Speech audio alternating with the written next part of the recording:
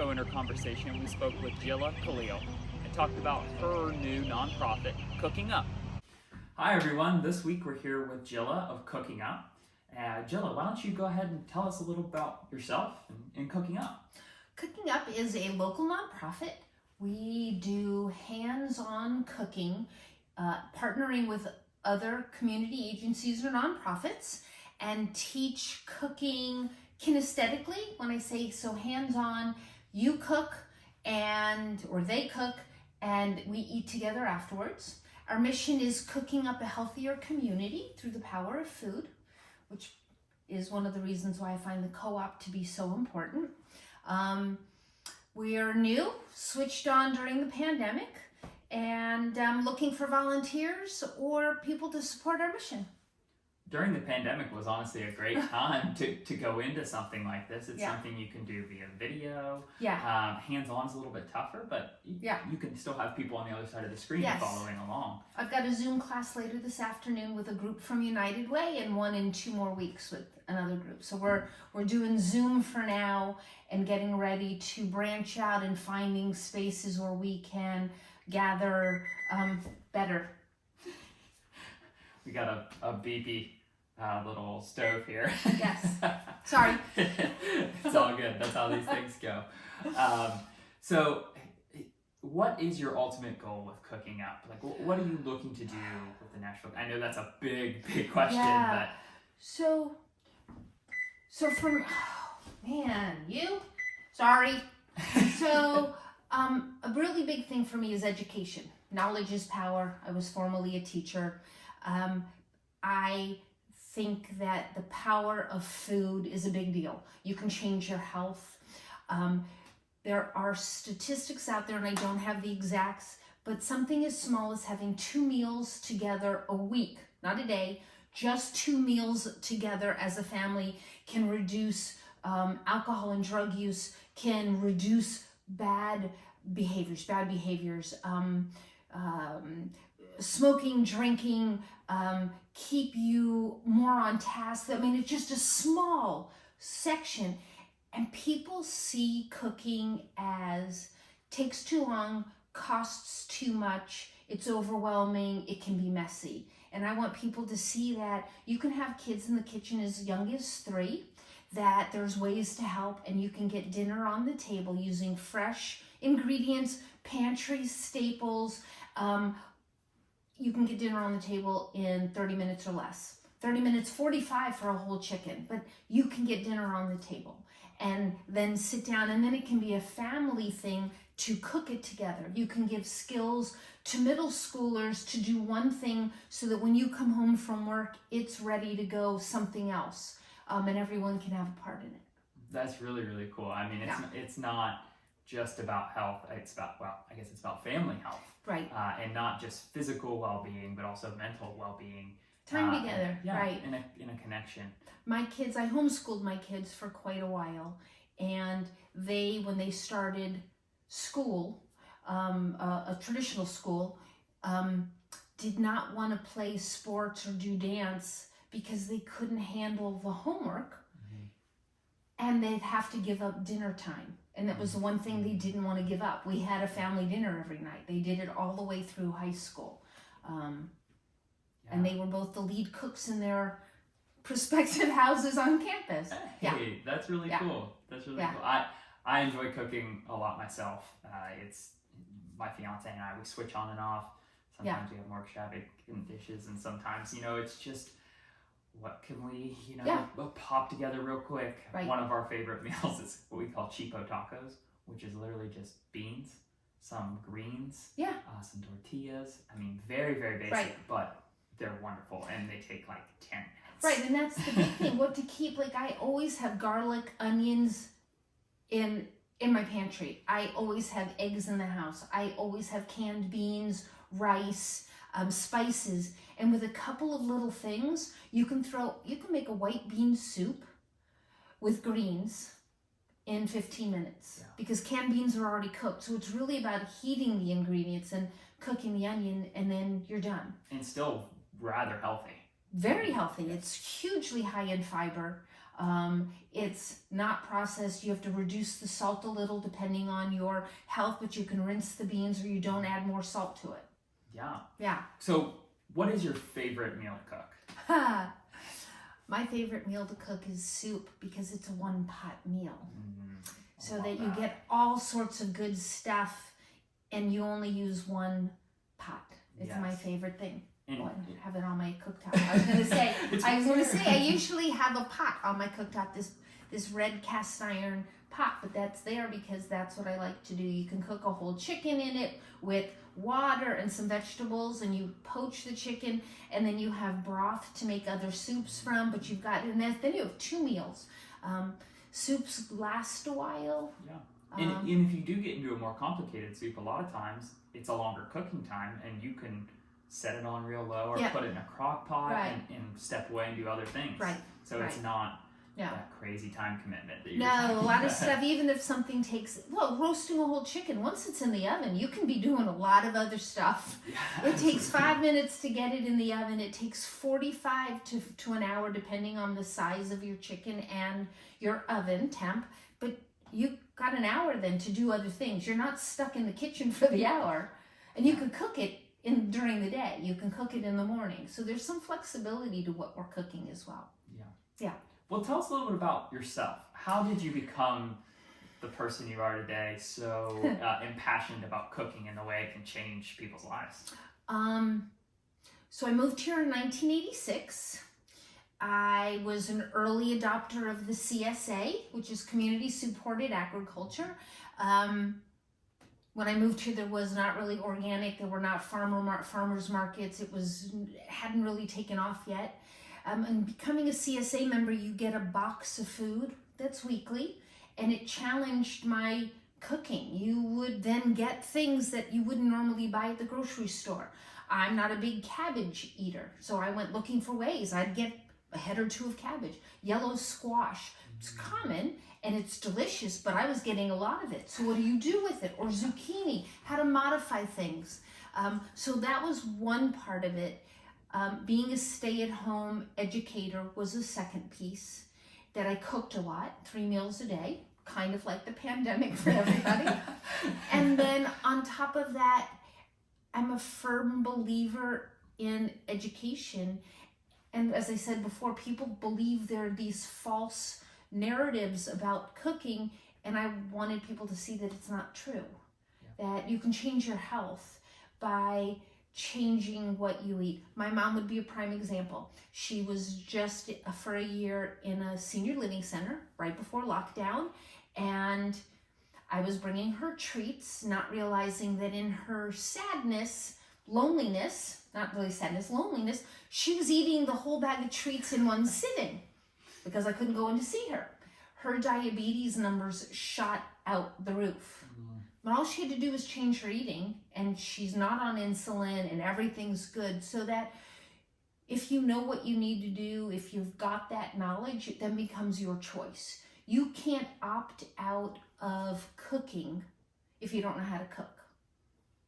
Wow. It's just not an option. It's only an option if you have the knowledge. It's true. And then you can choose to cook or you can choose not to cook. But until you have that information, it just seems like something too far away. And I want people to know it's accessible and easy and fun and healthy and all of that. Wow. So, I mean, it sounds like what you're telling me is that your drive for cooking really came from a connection to food. Yes. And just healthy food. And when I say food, I mean food, the base, the ingredients, not necessarily the cooked meal. No. How do you make these things that I have in front of me taste good and nourish my body? Right. And that's the piece about the co-op. Yes. Is that it's a personal approach to shopping. You're supporting your community. It's supporting its community. I think there's a really nice cycle there for what could happen for Nashville. I think Nashville really needs a co-op. Well, we believe in Nashville. Yes. I got the shirt on today, and we want Nashville to have a co-op, that's for sure. So, since we're on the topic, how did you find the co-op? Wow. when did the co-op start? When did Ellery start talking about the co-op? I believe it was 2014 or 2015 is when she first started. So that's when I met Ellery, somehow between a food connection, and she was sharing her dream and hers, and somebody else was involved.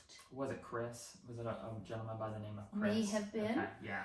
And sharing their vision for a co-op, and talking about it and thinking about things and really wanting it. And yeah, I really think we should have one here. So you've been in for this for the long haul, and you've seen the slow, steady growth we've been on all the way through. And some people are always scared when they hear that it's been a process that long, but you saw at the beginning it was just an idea. Right, and I think maybe to your advantage, to the co-op's advantage, by taking your time to build this. I mean, it's a requirement for a co-op to have so many people, and maybe we're slower here. Like I said, when I moved here in '86, there was no organic food. There were no farmers markets. It doesn't mean there were no farms, but there were no farmers markets. You couldn't buy local organic food. When I made baby food for my kids, it was whatever I found at the grocery store, which was a Kroger or a Harris Teeter. Might have been our only options. And needing that connection to your food, so things move slowly here anyway. And maybe the buy-in's taking a little longer, but I think the buy-in is solid. I think there have been changes in Nashville that have been needed for a long time, and they've just happened. What seems like overnight growth to some people moving in as we've exploded in numbers. For those of us who have been here for a long time, there's been a lot of change happening at a slightly slower pace. And I think to the co-op's advantage, there hasn't been a rush. And what if there was the wrong location chosen? I don't know, there are a number of things, but I think that in this point in time, it's moving slowly, maybe to the advantage of the co-op. And now we should be exploding, and now we need to get it going. Now we're ready. Yeah, and I agree with you 100%, and we are seeing that as we get a little bit more attention from media outlets and different things like that. When people hear about this, I wanted a co-op. I didn't know there was one. And one of the, as you said, moving slowly, one of the biggest reasons, in my opinion, why we have moved that way is there was a large education piece that we have had to do, because people aren't familiar with co-ops, and we live in the more conservative South, and it seems like a very different idea. So it takes some time to adopt that and figure out what it actually is. And for some people coming from bigger cities or cities that have them, they've never been on the front end of supporting, and they've used a co-op. I've been to Washington State, where my son lives, and there is a co-op. You take for granted there's a co-op in your city. So we've got the double-edged sword in a way of being in the South, and then people needing to know that a co-op doesn't just happen overnight. It is not the infusion of a lot of funds from a big funder or from big corporation.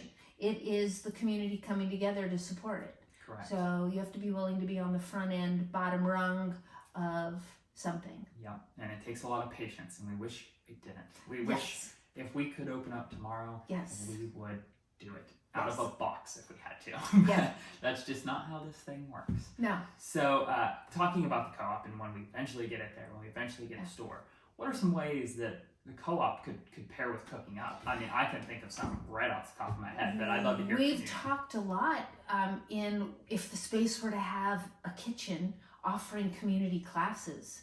And community classes, so the way my nonprofit works is I work with other nonprofits to teach in more marginalized communities, low-income communities, making it affordable for them.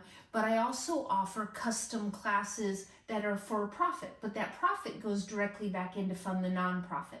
So at a co-op in which we're reaching out to the entire community, there could be classes in which everybody learns together, but there's a sliding scale for who can afford what.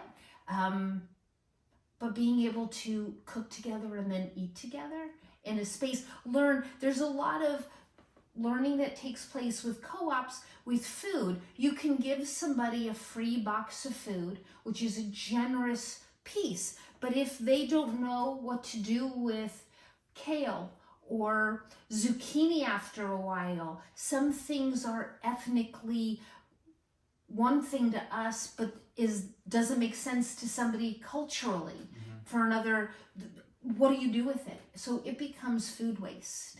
And the last thing you want to do is give away food and watch it get wasted. People can't afford food waste. Our environment can't afford food waste. So the co-op would offer a way to teach food waste classes and cooking classes and come together in the kitchen and around the table. It'd be really nice. I love it. I mean, essentially, the old story of give a man a fish, feed him for a day. Right. Teach a man to fish. Right. You feed him for a lifetime. Right. And that's exactly it's what the you knowledge described. is power. You just give somebody that ability, and they can see for themselves that cooking isn't messy. It doesn't take too long, and it doesn't cost too much money. I try to make it fun. I play my music really loud, do a little dancing. The idea is that this should be your stress-free time. And it isn't for everybody, but my aim is for people to see the simplicity of it, like your simple tacos. They're nourishing. Meals don't have to be extravagant. They need to be nurturing and nourishing for your body and soul. And that's the aim. Wow. Yeah. That's wonderful. I cannot wait until we can have you in there and blasting some music and doing some cooking classes. I don't know when that'll be, but goodness, that would be so much fun to have. Well, before we leave off, I always like to give the interviewee a moment to give a stump speech for the co-op, for yourself, for whatever is on your mind right now, for the environment, whatever's on your mind. So what's itching at you that you would like to tell people out there? Well, food is, like, the term foodie is an antithesis to the way I think. Food should be the great equalizer. We should all have access to food. We should all be able to afford food. We should all be able to cook food. And that's what I think the aim is for the co-op and for Cooking Up. I think food should not be a privilege. Good food, healthy food, real food should not be a privilege. We talk about all these human rights all the time, and one that I'm always upset that is not included in the conversation is food. Food. Yeah, access to clean, healthy food. The fact that we live in the United States of America and have food deserts is absolutely ridiculous. Right, and that's the hard part for Cooking Up is I am not in any way promoting or providing access. I don't have that ability. I want people that if this is all you have, let's learn to cook it and change it and grow. Grow some things that you can easily grow in pots that helps your quick access to food. Access to food is... And that's just as important. I mean, a lot of these issues have to be solved from the top up that doesn't want to move very quickly. And so if you can give people education right this second that could change their lives. Yep. And that would be the joy for the co-op is the access. Access for all. Yes. Yeah. Absolutely. Well, I think that's a great place to leave off, and I really appreciate you taking the time to invite me into your kitchen and do this interview. And we look forward to having you in the co-op sometime soon. Yes, me too. Thanks. I hope you enjoyed our conversation with Jilah. I really love how she's trying to connect everyone through the power of food. That is the same thing we are trying to do here at the National Food Co-op. We're trying to make local food accessible to all. And I hope you join us in that mission, and I hope you join our co-owners like Jilah in making that a possibility in Nashville.